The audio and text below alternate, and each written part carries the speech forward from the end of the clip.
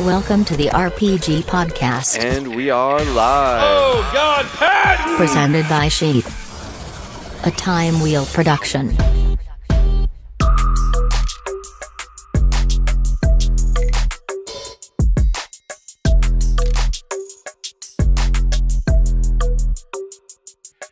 It does do a wrist action. It'll burn your wrists. I've been doing the... Well, I mean, do you need strong wrists? Maybe. I'm ambidextrous with the jerkin. They feel like we got weak wrists these days as men. Maybe. Maybe when I was growing up. Yeah. When I was growing up, every guy had that squeezy thing. You know, you would just sit at the house and squeeze that weird hand. Oh, yeah. That was huge. I have those. You know, I'm a big Joe Rogan fan, and he had a guest on named Pavel Tatsulin who was saying if you got those little squeezy things, whatever they're called, you squeeze, because you activate your entire muscular system with your hands when you squeeze them, and it like you can anyway. So you start with your hands and your wrists and your forearms and your whole body. It was pretty interesting. I had no idea. Speaking of Rogan, I saw you. I heard you on his show. That's how we met, you and I. And you look different than you sounded. But I was really. Do you get that a lot? I get that all the time. Everybody thinks I'm an old man or a weird Jew in a wheelchair or something. Well, you're a good-looking guy. We got you modeling in some SHEATH underwear. That's been pretty sweet. Hell yeah, I'm wearing them right now. Baby boy. I do that. I say baby boy a lot from Louis J. Gomez. Sure. He says it a lot. I listen to his podcast and your podcast. So what happened was I heard you, Tuesdays with Stories and We Might Be Drunk, two of my favorite podcasts. Thank you. Do you have any other ones? That's it. That's all I can handle. Two is a lot. We got to do video. You got to do Patreon. Look, they make us a couple clams. They've helped on the road, so we can't complain. But it is part of the biz now. You know, when I was young, it was like, I'll be a comedian. I'll just write jokes and tour and bang fatties and get drunk. And then you're like, oh, you got to have a podcast now. And then you got to have a web series. And you got to have a social media and an Instagram and a TikTok. So the list of shit that comics need just keeps growing. Full time. Seriously, it just keeps growing. Like you said, Joe Rogan started something there with the podcasts, but oh yeah, it's fun. You seem to have fun. I enjoy listening to them. Yeah, they're great. And you get jokes out of it. You start talking and you're like, oh, that could be something. And then I never get to see my friends because we're all getting busier. So we're all on the road. He's in Cleveland. I'm in Buffalo. He's in Denver. So then you do a podcast and it's like a scheduled hang. So you kind of get to catch up. 100%. That is how I like to think about things when I haven't seen. Well, when I'm about to do a podcast, it's like, don't talk because we're going to save it all for the podcast. Right. Because it's like a scheduled hang. You got to like hang for a minute before you start. Because you might say something. Exactly. And you don't catch it. And weirdly, it feels like when the mics are off, you're like, oh, this is so interesting. This is gold. I can't believe we wasted that. But then when you turn the mics on, you're like, I think this is all boring. Does anyone care? I'm gay. Whatever it is, it's all over the place. So I don't know. You always hear that, like, I stepped in dog shit on the way here. Save it, save it. You're like, I don't know if that's that great, but it just feels like the mics weren't on. Well, I feel like, everyone has a podcast because I have a podcast, which is kind of funny. It's called the Robert Patton Global Podcast. If I haven't introduced you yet, if you guys don't know who this is Mark Normand, one of the top comedians alive today and like actively, pursuing comedy. But also did you shoot your Netflix special? I did. I shot it on Wednesday. 2 shows in Midtown Manhattan. It went pretty well. Happy with it. Can't complain. So that'll be out at Halloween time, around Halloween time. So they're really putting it up, editing it, and flipping it out pretty quick. So I got to write some new goddamn material ASAP. Well, congratulations on that. That's a huge, momentous sort of thing, right? Isn't it? Thanks. Thank you. Appreciate it. Yeah. I never thought I'd get on Netflix. I know a lot about you, whatever, because I listened to all the pods. You have the, Out to Lunch special on YouTube. It has over 7 million views, and that's pretty fucking rad, right? Hell yeah. Hell yeah. Again, biggest failure of my life was not getting anyone to buy that. And then it turned into the biggest saving grace, whatever you want to call it. Biggest upswing, biggest shocker. One in the pink, one in the stick. It just killed it, did well, and now I'm so glad nobody bought it because I have the whole thing. I own it. So hell yeah. And I'm curious, and I don't think this is insider baseball too much, but like, how much does YouTube pay for like 1 million views or something? Not a ton. Let's see. We got 1 million views within like a month. And I think I made $7,000 that month. They pay you monthly. Whoa. Okay. Yeah. $7,000. Okay. And then it trickled from there on, but you get $1,000 here, $1,200 there, maybe $2,200 one month. And so I made it all back pretty quick. And here's the thing is like a lot of my friends got a Comedy Central YouTube and they give you a nice chunk of change. But I've already surpassed that because mine keeps going. It's accumulating. I could have it up for 100 years and keep getting paid. So I won in the end. Screw you, CC. Blow me. Yeah, I was just listening to a lot of podcasts. It's kind of weird, but it also pays the bills for me because we sponsor a lot of these podcasts. But right.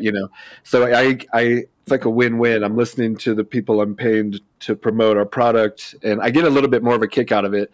And we've sponsored Ari Shaffir in the past, and he was on Rogan, and he was talking about his Comedy Central Netflix issue, and right. So it sounds like they're going to be on the wrong side of history.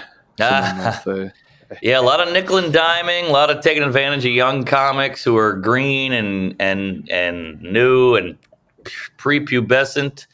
And I think it's going to kick them in the ass later. And I don't know. Are they just digital now? They got South Park and The Daily Show, and that might be about it. So, they screwed themselves. Gets one of these big fat thumbs down for me. But the old Daily Show was good, and the old Colbert Report was good. Yeah, that was killer. I think we can all agree to that. But, you're just as a segue, I'm trying to get better at the whole podcasting thing. But hey, doing great. Thank you, sir. You're too kind. You were talking about prepubescent comics getting taken advantage of by Comedy Central, but you were once a prepubescent comedy, talent. How did that start? If you wouldn't tell us the story about, how you got started in comedy. Sorry. Sure. I'll try to make this interesting. I went to college. I got kicked out of 3 colleges. I finally finished at this one tiny college called Southeastern. And my parents are smart, intellectual, successful adults. And my brother's kind of a genius. And I was a douche, idiot, going nowhere, waste of space, zilch. So they were kind of like, you got to figure something out. Sorry. And I was like, all right. So I tried this, I tried that. Nothing really stuck. I went to film school. That was fun, but I lived in New York, but it didn't go anywhere. So that was nothing. And then I found comedy and I started going to open mics and I was like, this feels like something. And I had so little going on in my life that I was like, fuck it. I will move to New York and attempt a comedy career. And my parents were so desperate for me to have a thing or a route or some kind of outlet. They were like, all right, see you later. So I packed up all my shit. I brought $800 and I went to New York, lived in Crown Heights, got mugged 3 times, got a gig at the film school that I attended as the registrar. I had to kick kids out. It was a nightmare. And I just did open mics every night. I wrote in the boiler room of the Film Academy every day at lunch.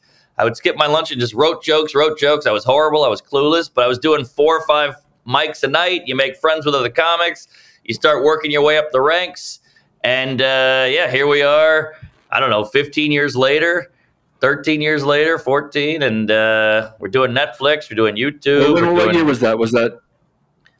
I moved there in 2008 then around? September of 2007. So it was a late 2007. Okay. I remember I had my birthday 2 weeks into New York. I didn't celebrate it. Nobody cared. Nobody knew me. And then I just kept going.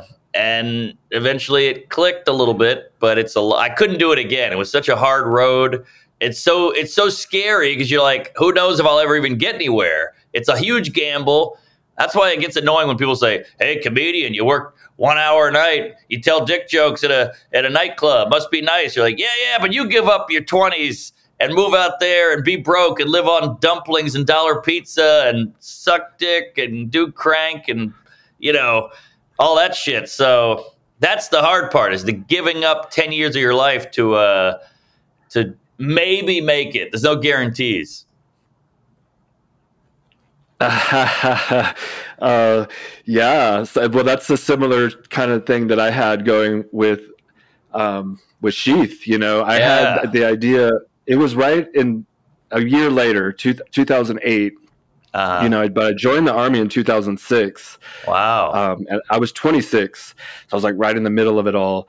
When I was in Iraq within 6 months of joining the Army, and then right, they just pumped. It was like a pump and dump or whatever, but they got us in there. Yeah. And then I was back for a year, and I went back to Iraq. So that 2007, when you were moving to New York, I was probably like in air assault school doing rappelling from helicopters and whatnot. Sounds cooler. It was pretty cool, I'll admit. Were you scared? Yeah, but you're in a line like that. The guy's going in front of you, the guy's going behind you, and they go, you go, and then the guy's like behind you, like go, and you just do it. And yeah, it was the best way to do it. Just gotta go. Don't even think about it. Because if you overthink, you won't do anything in life. Hesitation is a killer. So that they're smart to do it that way in the military. Well, and it's smart to be dumb sometimes when it comes to pursuing your dreams, because you're just dumb enough to think that you could do it or whatever, not think too much about it. Like you thought you could be a comedian and you were right. But a lot of people overthink is my point. They'll talk themselves out of it. Right. Yeah. And, I had friends when they were 28, they got married, they bought a house, they had a 401k and medical. I haven't had healthcare since 88. So the whole thing was a risk, and everybody tried to talk me out of it. But what else am I doing? I just wanted to not have a day job. I wanted to get out of a cubicle. I wanted to get out of the tie and the bad coffee and the fluorescent lights in the office setting. And even if I just was a road dog making, 40 grand a year, doing comedy clubs at a mall, that's still better to me than the 9 to 5. So that was the goal, just to get to there.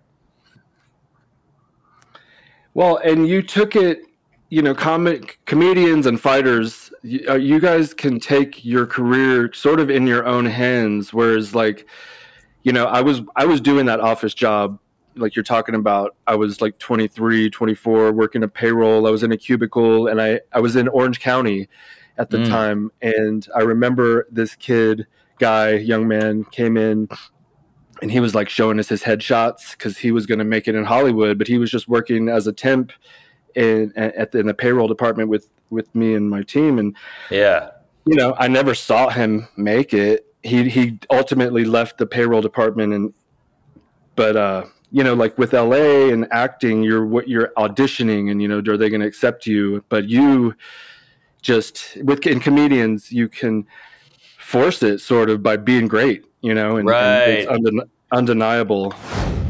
All right, yes. Just taking a quick commercial break here for instant kava from ohanakavabar.com. You can get that kava at a discount with promo code SHEATH10. at checkout at ohanakavabar.com. What is kava? It is a root from the South Pacific, kind of like an alcohol, but it's a herbal Xanax, they call it. Makes you calm and happy. It's kind of like a mix between weed, coffee, and alcohol in the sense that it gives you energy like coffee. It's a social lubricant like alcohol, and it cools you down, chills you out like a little bit of weed. Definitely check it out. It's great. One of my very good friends owns the company. I highly recommend it and trust the brand wholly. So all you got to do is go to ohanakavabar.com, use promo code SHEATH10, and you will save 10%. You got these Kraken extracts. These will hit you extra hard. I like the traditional. This is instant traditional, but we have regular traditional. And the tincture is also one of my favorite things. So if you've never tried it, try the tincture and go from there. It's good. Trust me, it relieves anxiety. It kind of numbs your mouth a little bit as well. So it definitely gives you a little head change that is for the positive. So give it a shot, and back to the show. Thanks. That is a perk. The acting, you're leaving so much up to chance and so much up to the auditioning people picking you. You know, whether like, or not you're going to blow them or not. Right. Yeah. You can do the casting couch, whatever it is. But I like the Robert Rodriguez version. You know, make a movie with your own money, shoot it with 8mm or 16mm, whatever that is, and Quentin Tarantino shooting your own shorts and just putting it out there. You know, give yourself a chance. And these other guys who just do auditions and hoping to get discovered at the Soda Jerk in Beverly Hills, I mean, that shit is long gone. So I don't know. That whole world freaks me out. I don't know how actors do it. You know, like, you got to be smoking hot, or you got to have a look. Even if you're Daniel Day-Lewis and you never get picked, what good is it? So at least comedy, you have some. You could be the greatest actor that ever lived. Yeah, at least comedy, you have some control on it. And now with the internet and YouTube and cell phones, you can put anything out there. These guys are blowing up on TikTok, and they don't have a joke to save their life when they hit the funny bone stage. But you know, it's an outlet. It's a way to get in. I went and saw Tim Dillon recently, and he had a opener named Marcelo Hernandez, I think. He's from Miami, and he was like, I have 300,000 followers on TikTok, and I haven't made $1, you know. And he's like, it's the only like platform where you can have so many customers but not make any money or whatever. And are you on there? I don't think so. I think I'm on there. I pay an Asian kid to do the whole thing, because I'm just like, I got Insta, I got Twitter, I got Facebook, I got email, I got Pornhub, I got Brazzers, I got Grindr. So I can't keep up with all the appetizers. So I just throw it off to some kid and I give him 10 cents, much like Nike.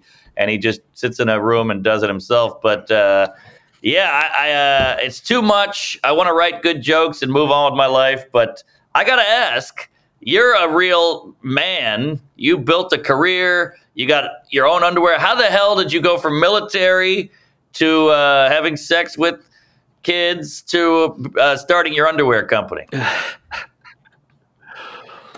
It was like a long journey. You know, I was listening to Rogan, and I'll segue. I don't know why I'm bringing Rogan up a lot, but he was talking about how people are asking him for all this money to start this thing.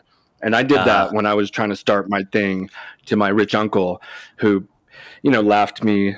Well, he didn't laugh at me, but he just like ignored the question almost and didn't give me anything. So I had to figure it out on my own. And you know, to what Rogan said was like, I'm not going to give you money if you don't know what you're doing. And you know, I had no idea what I was doing. You know, I was in the military. I'm trying to start an underwear company to compete with these established brands that have been around for 100 years. Who do I think I am? But I read these books, Think and Grow Rich and Success Through a Positive Mental Attitude and these types of things. And it made me think that it was possible. You know, I try to feed feed myself those kind of affirmations that I can do it, and visualizing what it would be like when I finally was successful, and just having that dream. And I always had an entrepreneurial attitude, like a hustling kind of an attitude. Yeah. But I was in the Army and I was doing well, but I had the idea, and I was like sharing it with people, and I told my brother, my younger brother, who's now my business partner. Shout out to Matt. There you go. Yeah, he loved the idea, and he just really pressured me to move forward with it. And so I made some prototypes and started poking around the internet to see how I could have some made. I had 1,000 of them made from a company in Pakistan. I won't get into the details, but that was in 2010, and it was a complete like bust or whatever. I rushed production. Yeah, rushed production, and the product I got was unsellable. Whoa! And I'd spent my last $5,000, and so that set us back 3 years. Wow! And yeah, so in that 3 years, I went and worked at a tailor and learned how to sew properly. What? I had got out of the Army. Yeah, because I got out of the Army to do this. And while I was going to school, because they pay you to go to school when you get out of the Army, I was working for this tailor for free, learning how to sew. And I made a new prototype that was really good. And we did a Kickstarter. You've heard of that, no? You've heard of that? I know the Kick. Of course. Yeah, I've donated a couple bucks to a few Kicks in my day. Nice. Me too. Yeah. It's good to support these companies, because that's like the people speaking and letting, just new innovative ideas get brought to fruition. And it really helped this dream come true. And I kind of think that sometimes the universe works in ways to help you manifest what you're trying to do, because like Kickstarter came out of nowhere right when I happened to need it, And it was successful. But then, we got the product from China, and we gave it to all of the people that invested. But then, and it was good. But when I went to reorder, the company fucked us, and they sent me a bunch of bullshit product on the second batch. So we got set back again. But I never gave up, and this is the key. The key, because it was like I still was like, doesn't matter. We're still going to figure this thing out. And as luck would have it, or fate would have it, the universe sent us this manufacturer who we're with still to this day, who the ones you're wearing were made by. And they were like, can we make your underwear for you? And I was like, okay, I'll send you a sample. They made it better. They fixed it. They made it even better than what I had made. So there was like a year in between these productions, but every time I would get like this insecurity about whether or not we were going to be successful, I would go to the closet and grab that pair, and I would put it on, and it was so good. You know how it is. Like, I don't know. I really like the underwear, and so I was like, this is perfect. They were so good, and so it just gave me that confidence to keep moving forward. We did another Kickstarter in 2014. It was successful.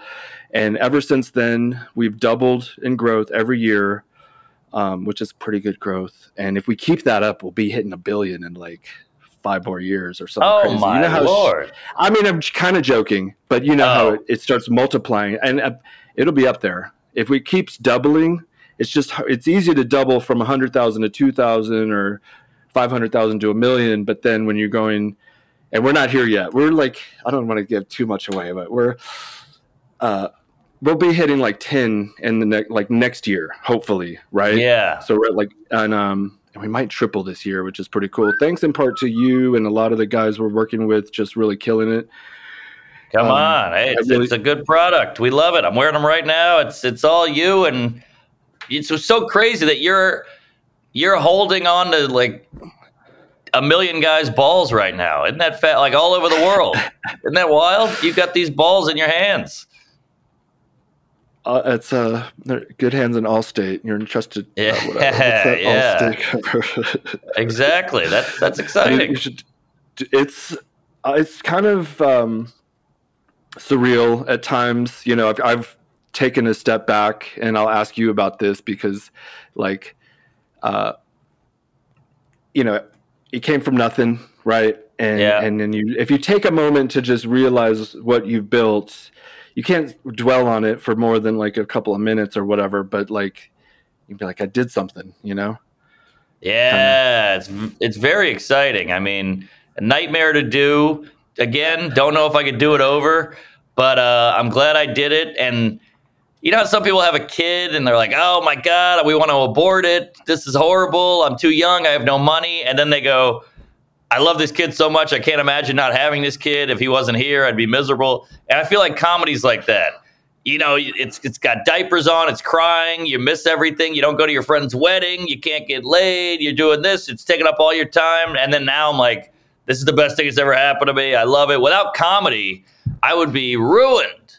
So, yeah, I mean, I was a sad, depressed fat kid.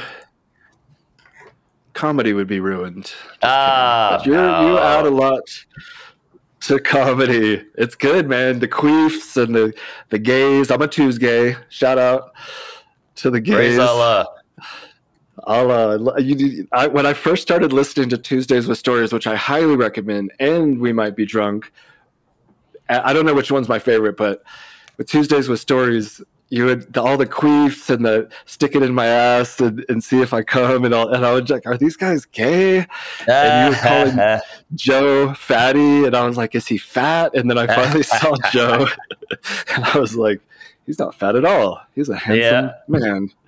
You got that right. Yeah, it's just, you know, you get a rapport, you get a rhythm, and catchphrases start to stick.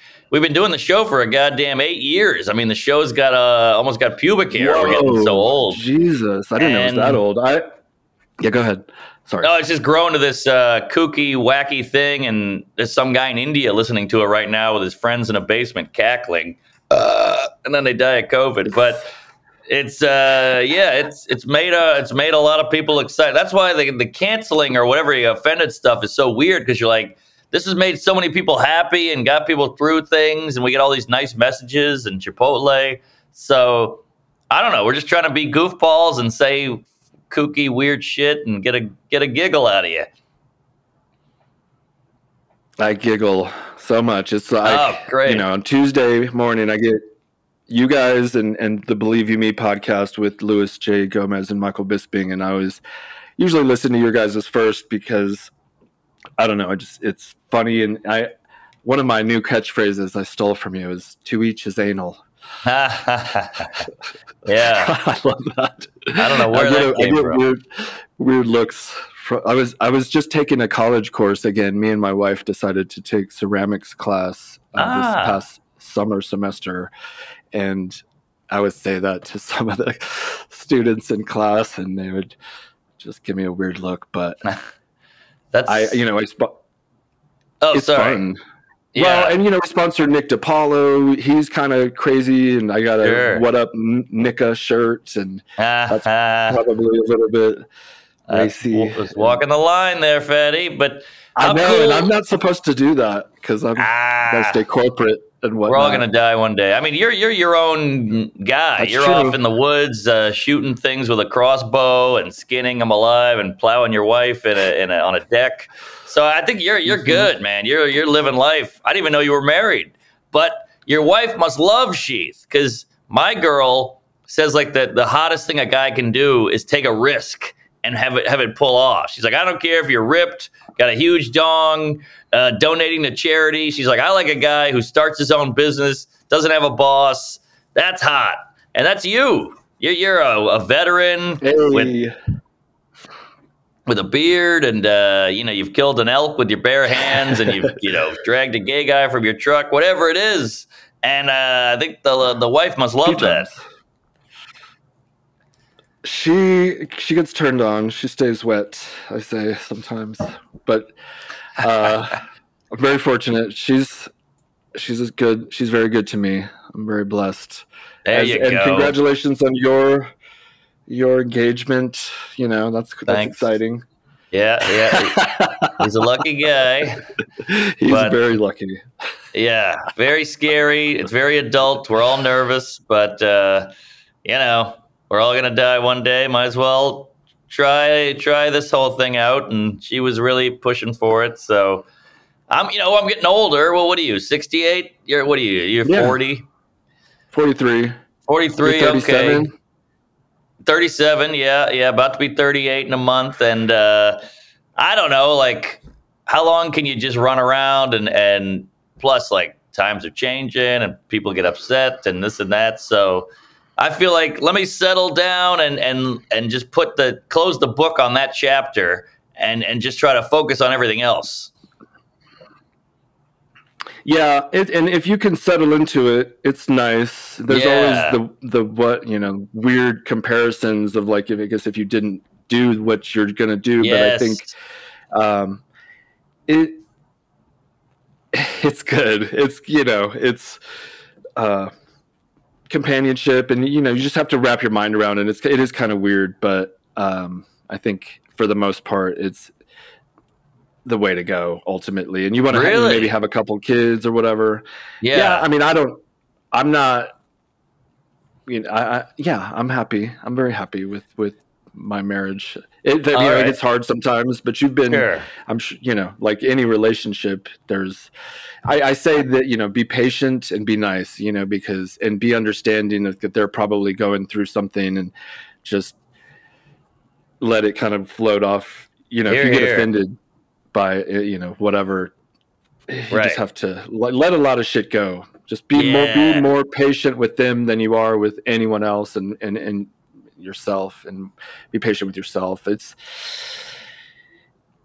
going to be challenging, but I think it's good. Are you going to have a couple of Rugrats, a couple little sheath panties running around the house, or what are you thinking? I have one in college, so I had one early. One of those. Yeah, so you did that already. So I'm kind of moving on, and I'm enjoying. But I love kids, and I would. Yeah, we might adopt, actually. Whoa, the ultimate, gift, the ultimate sacrifice. Good for you. Yeah, we do. We try to be good people. We do foster a lot of dogs. I mean, that's weird. We've done like hundreds of dogs. So my wife is very like caring and giving, and so I call her Saint Stacy, because she just fucking. She's helping the blind and the deaf and the fucking animals, and so she's one of those. That's the real deal. Everybody else is online tweeting about activism and shit. She's out there helping the fucking blind people and walking them with the dog, walking the foster dogs to take a shit and picking up the shit and helping kids. I mean, that's the real philanthropy, or real activism is just going out and helping people or helping dogs, and not trying to get pats on the back for it. Yeah, exactly. She's not trying to. We're not social justice warriors by any means. I am. It's entertaining, I guess. It's infuriating, these people, and I have a daughter who's that age, and she'll be like, "You would agree with me that there's a lot of Asian hate going on right now, wouldn't you?" And I'm like, I love Asians. I don't fucking know. Right. Bruce Lee, and like, I don't see Asian hate personally, but if you want to correlate some, violence that happened to Asians as like everyone hates Asians now, then I don't fucking know. I kind of stay out of a lot of the stuff. History.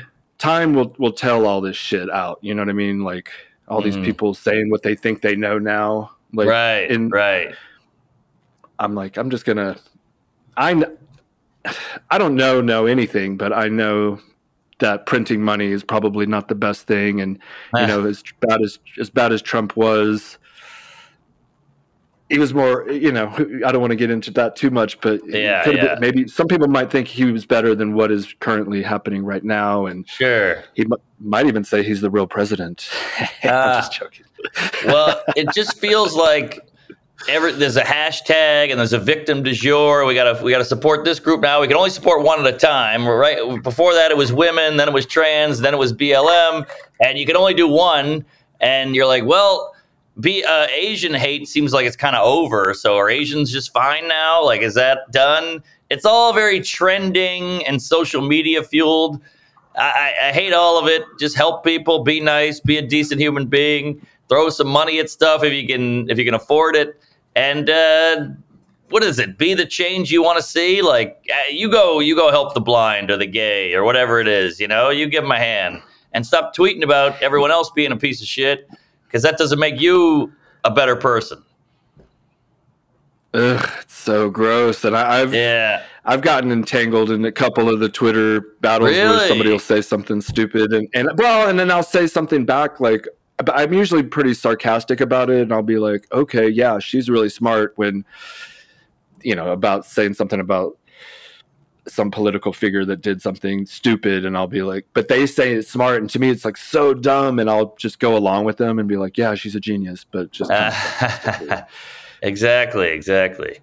Because it's silly. It comes back to narcissism. A lot of people like to use other people's oppression to prop up their shit, and you're like, that's kind of fucked up. I don't know. You want to help, go help, but I don't know. It's a honky move for sure. It's a white lady thing a lot. Oh yeah. So who the hell knows? But yeah, just go create something. Go add something to the world. I don't know. Get an underwear company going. Write a joke. Or make some pottery. Play the piano. Fucking create. Yeah. I like art. Quit complaining all the time. There's a lot of stuff to be grateful for, I think, in this world. Yes, here. It's so easy. There's two sides of the coin. You can see the negative or the positive. Yes, there's negative. Fucking, it's always been that way, and it probably always will be that way. So how good is it to point it out constantly? Right, right. You're just bringing me down. Be a fucking, tell a dirty joke. I like stupid, retarded shit. That makes us laugh. That guttural instinct when someone says something they're not supposed to say. I love it. It's my favorite thing. Of course. Yeah. It's just words, and then they want to shut comics down or shut political pundits down, and then they're like, hey, this guy can't speak at the university. And then they also say silence is violence. So you're like, well, which one is it? Now you're silencing that person. Is that violent? I don't know. It's all very convenient. On the right and the left, everybody's all over the road. And I don't know. It's weird how you have to pick one. People are like, what side are you on? You're like, maybe I'm bi. How come I can't be bi? We don't do that with bi people. We don't go, bisexuals, you got to pick dick or pussy or you're fired or whatever. Like, come on. Quit your belly aching. Have a margarita and blow me. Speaking of margaritas, another segue, baby boy. We gotta get off the politics and sure. Sorry, I don't know. I don't know anything about politics anyway. I know. And, well, you know what? Oopsie, shame bell. I'm voting for Dave Smith, so I'm back on politics. I love Dave Smith, and he's a smart guy. Libertarian. Yeah, he really is. He breaks shit down so logically and kind of weirdly handsome. He reminds me of this actor that was in Swingers, the tall dude. Vince Vaughn. He really, in a weird way, his voice reminds me of him. You might see it at some point. I can hear that. I get it. It's kind of almost Valley Girly. He's a genius. I love him, and I hope I'm pushing for him 100% because the alternatives are stupid, and it would be. And I want to shake it up. I like the shaking it up aspect of, because the as it is, it's just a little bit gross. The whole system, Yeah, it seems that way. I blame the internet. I think the internet is a problem. Oh my god! Or social media, I should say. The internet's fun. We got YouTube and Pornhub and all that. So, and Robinhood and fun stuff, Grubhub. But the social media, it just kicks people up. We go back to tribalism, and we go, I'd rather yell at this person than me get shamed. So I'll jump in because I don't want to get, I don't want to get condemned and put in the stocks. I'd rather just kind of go with the flow, and so then they won't come after me. There's a lot of that. It's a lot of piling on, and look at me because pointing out how bad this person is. So look at me, I'm good. But those are usually the worst people. I feel like the ones that are pointing out, look at him, he's doing something bad when you're just trying to cover up the shit you're probably doing. Yeah, maybe. Yeah.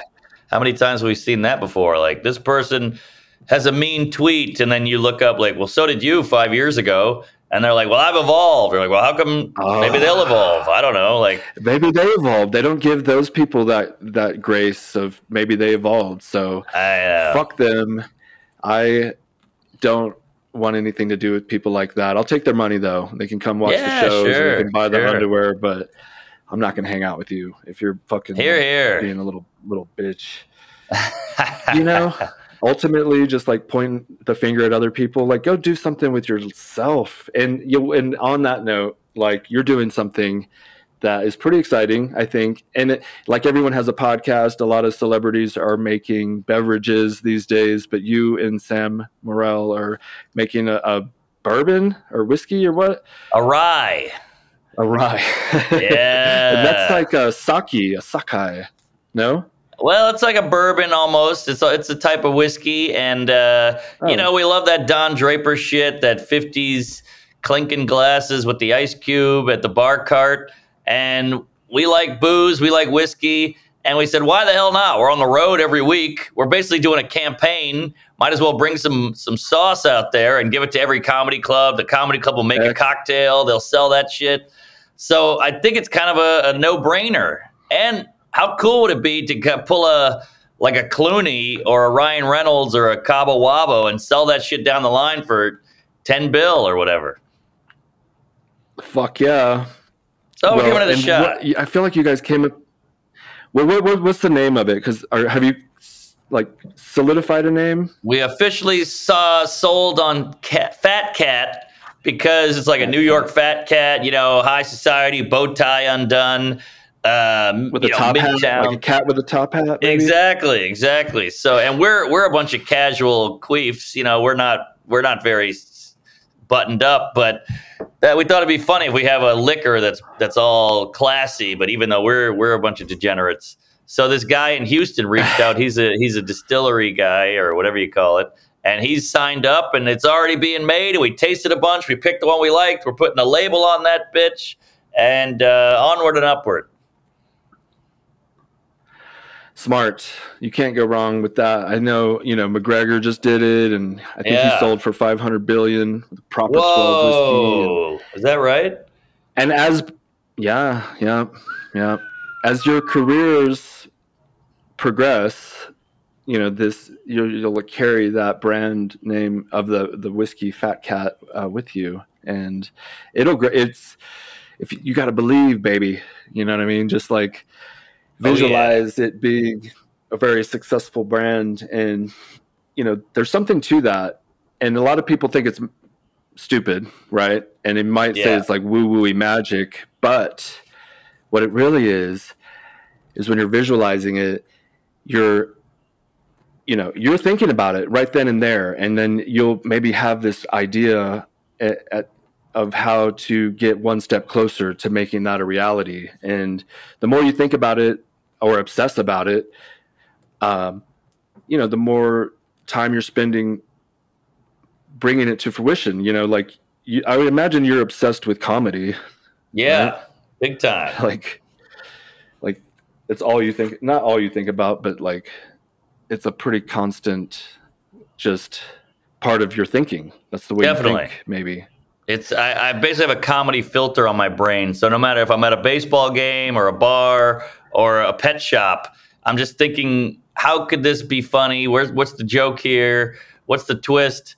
I went to Niagara Falls yesterday, and now I'm working on this whole thing about, they're like, the shoreline, we lose an inch every year with climate change. And I thought maybe it could be funny with, there could be some funny parallel between losing your hair and climate change. Like, I'm losing an inch every year. Oh my God, we got to do something. We got to get in there. And it's not there yet, but you can see that there could be a premise there. So I'm always noodling, always thinking. Yeah, I love you and Sam do your bits, so you're working out those bits. Oh I yeah. enjoy that.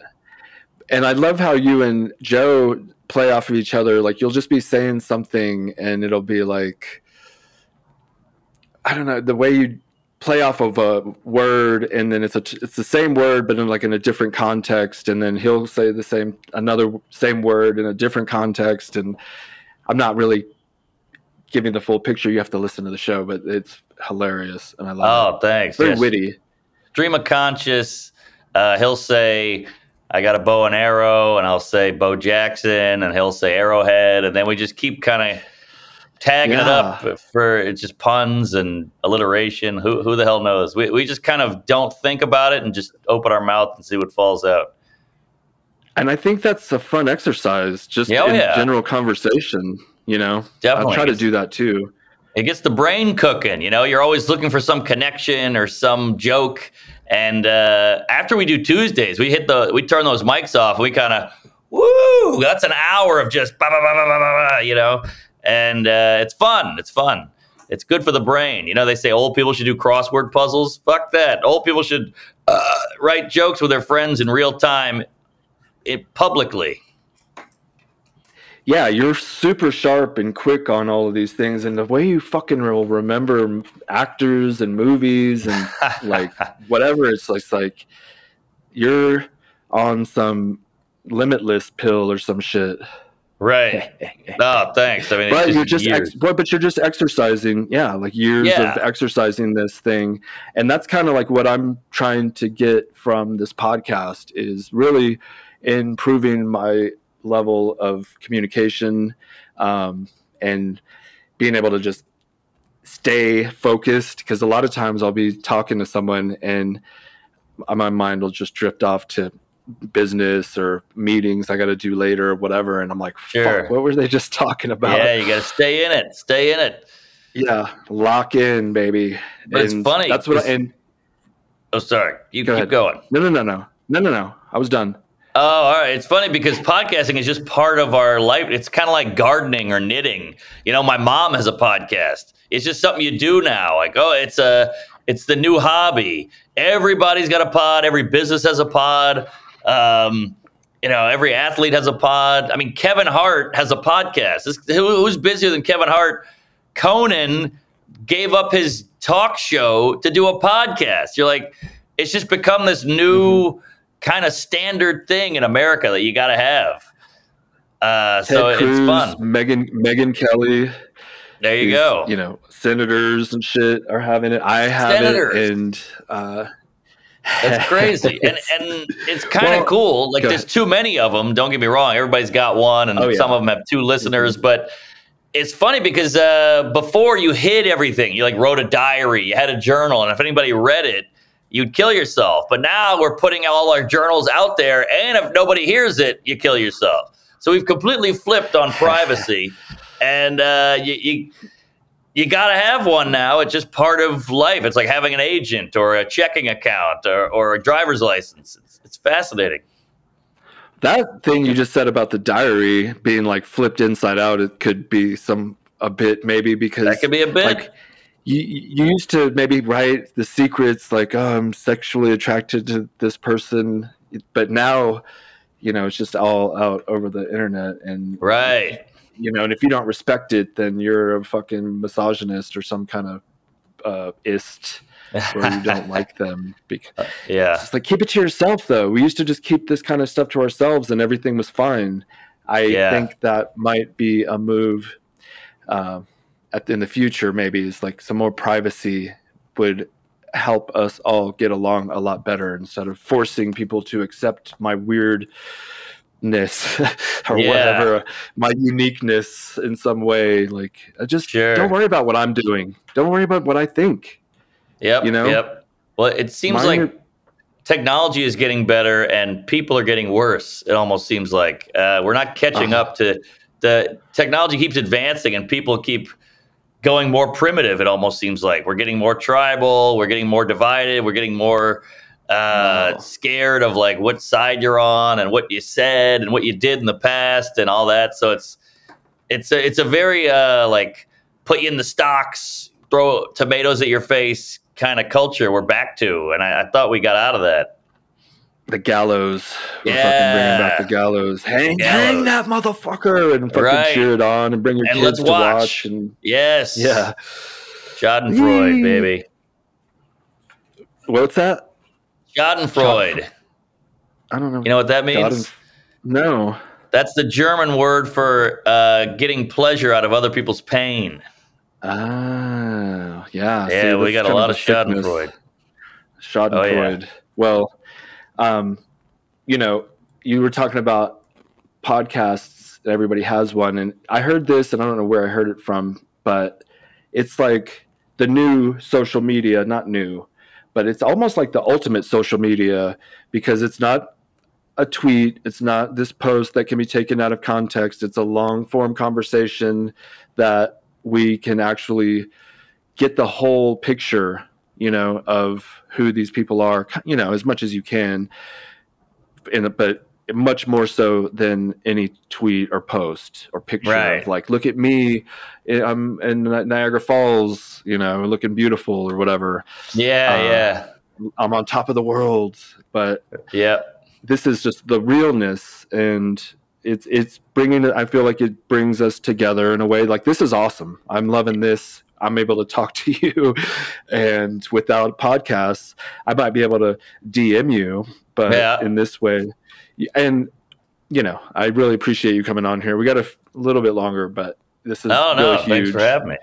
It's cool to have a sponsor and actually enjoy the product. I'm wearing it right now. My balls are being cupped as we speak by a SHEATH panty, and I know the guy who made it. Like, that's pretty cool. Like, you can't get more intimate than this. Like, we are in business together and banging and podcasting. Like, we are in it, baby.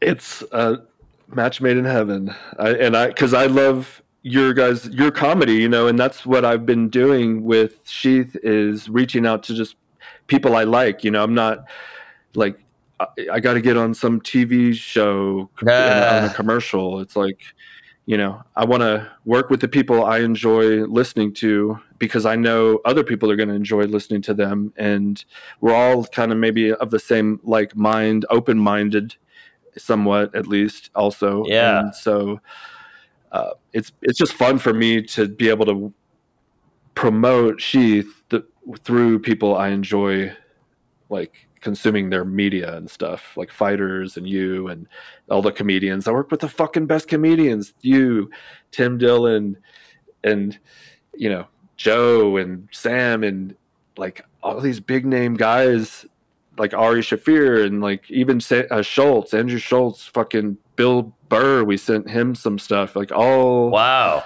We got to get Louis. We got to get Louis and Seinfeld. Yeah. Seinfeld's a tough nut to crack. That's so cool, though, man.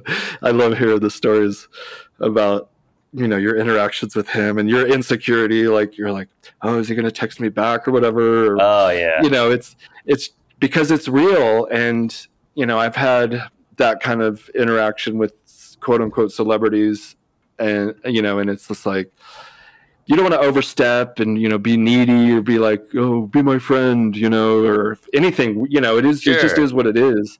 If some, you know, but it is cool that you got to open for him, and, you know, you have his number, and unreal. The fact that I have his number is the craziest thing.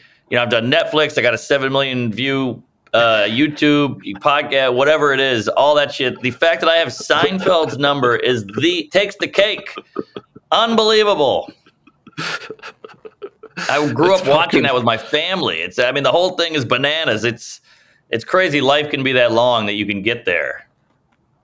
Right? Oh, man, yeah, he's a legend. I love him. He's, you know, who's that other guy that I like? Well, Norm Macdonald. Like amazing. But this guy's a clean fuck. He's clean. He's one of the clean Sebastian, guys. Brian Regan. Old school Regan. I love Regan. Is that him? Yeah. Oh, Regan. You gotta love the Reg. Funny guy. He's Still funny after all these years. And clean. Yeah. Yeah, One of the he's a best. killer. One of the That's best. a recommendation. Yeah. Yeah, if you don't know him, die. check him out. Young folks. A lot of younger people I don't think know about Regan, but he's a monster. I mean, he's been doing it since he was like 18 or some shit, right? Yeah. And he's like probably 50. It's like, so once you become a master at something, you've been doing it for 50 years or 30, 40 years, right? Like, how could you not? Yeah, no, so true. He's an expert at this point. But that's the thing about comedy. What's so cool about it is, sure, he's a beast and a killer and one of the funniest guys on stage, but he can still go out and bomb. He can still try a new bit. And even though he's this, comedy guru guy, he can still suck. And that's what's great about comedy is you can never crack it all the way. And it's always this mystery out there in the ether, and it's that's what's special about it. Well, how do you compose a joke? Well, it's tough. It's almost hard to explain because a joke it doesn't really exist. I mean, until you write it down or say it into a microphone and record it. But it's like a little invention. You have an idea, and then you think, okay, I got to say this idea to people, and hopefully it goes in their head, and then I can twist it and it gets a laugh, or I can exaggerate it and it gets an involuntary laugh. And then you got to have an idea that no one else thought of. Also, you could go unoriginal, but now you're a hack. So you got to take this weird route, and what makes music pleasurable? Like I'll put a beat here, a beat there, then a bell, then a horn, then a guitar. Like, how do they know that that's going to sound good or catchy? And it's the same with comedy, I think. How do we know it's going to twist in your brain and make certain synapses fire to go, ha-ha? And then you have to do that for the whole room. You have to make the whole room laugh in unison. Does it happen to you? Like you'll be sitting there thinking of, and something some might say comes from like divine, whatever, a muse or something. This idea comes from somewhere, and then you chuckle, and then you go write it down or whatever. Yeah. There's a lot of that, and then you got to fine tune it. You got to say, okay, if I say it like this, it doesn't work, but if I say it like that, it kills. So I got to remember how I said it, and it's a lot of trial and error. It's very humiliating. I've had jokes where people go, no, that ain't it. And I'm like, all right, let me get there. And then a week later it's killing. And I want to go up to the that ain't it guy and go, hey, Dickless, I got it working. No thanks to you. Like, I know it didn't work then, but that's all part of it. Like we're such a no culture that like a lot of people don't let you grow. And I don't know. It's a big part of comedy is like trying it and failing. And that's why a lot of people don't write new material, because it's humiliating and it hurts. And people go, this guy's a beast. Why is he bombing? And you're like Louis would bomb for 3 months with a new special, and then he would be killing again. And you're like, that's what it's all about. And it's a good metaphor for life. I'm gay. Yeah. Just, like you have to work these things out. Yeah. And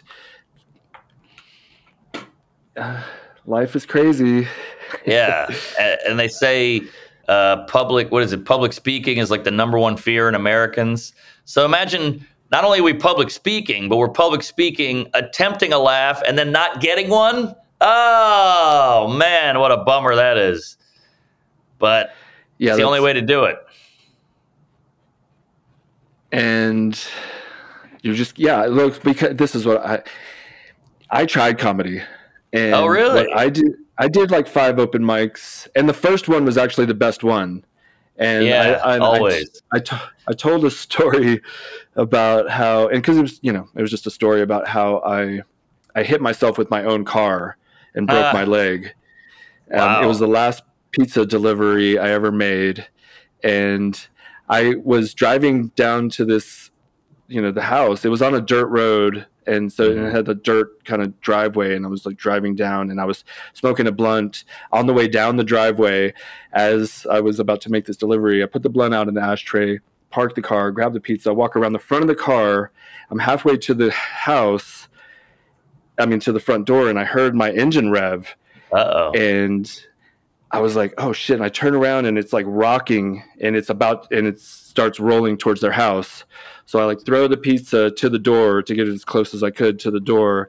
I run to the car. I was going to try to run around, get in the front door and stop it. But yeah, I didn't have time. So I tried to like Superman it. And then it just pinned me in. It pinned me against their house. And so wow. Snapped my femur. And so I'm kind of stuck there.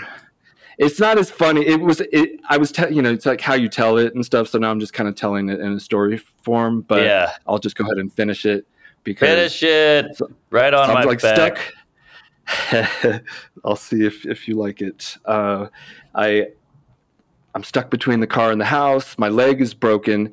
But I went to try to like get out between the car and the house. And that's when my leg just like, it was snapped, so it just like fell. I fell along with it, and I'm laying there in these people's yard. I have weed in my pocket.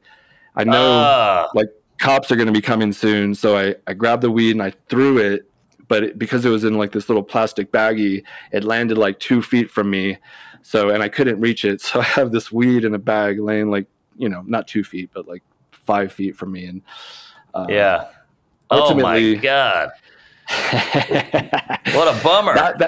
Yeah, but okay, but then I was like, I don't want to keep telling this joke over and over the same way. Like that repetition, like that's what was kind of like a turnoff for me was I didn't frame it right in my mind. If you think of yourself as an actor and you're like learning lines or something and you rehearse it and you get better at it, I was thinking of it as just kind of like unoriginal. Like I wanted to tell a new joke every night or something. So yeah, I was the same way. I thought I went and saw a guy at an open mic and I like fell in love with this guy. He's so funny. Who is this guy?